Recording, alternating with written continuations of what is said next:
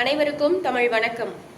நான் உங்கள் வனசெல்வி அரவிந்தன். தினம் ஒரு திருக்குறள். 2வது அதிகாரம் வான் சிறப்பு. 14வது திருக்குறள். ஏரின் உளார் உழவர் புயலெனும் வாரி வழங்குன்றிக்கால். வள்ளுவர் என்ன சொல்கிறார்?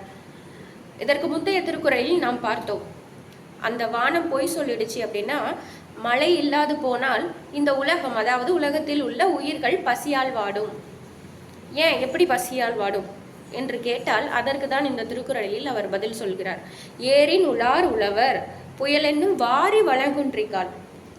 ஆக அந்த மழையின் வளம் குன்றி போனால் அல்லது இல்லாமல் போனால், மழை வரலன்னா விவசாயி எப்படி வயல்ல போய் உழ முடியும்? அவன் எப்படி ஏர் சுமந்து உழுது உணவளிக்க முடியும்?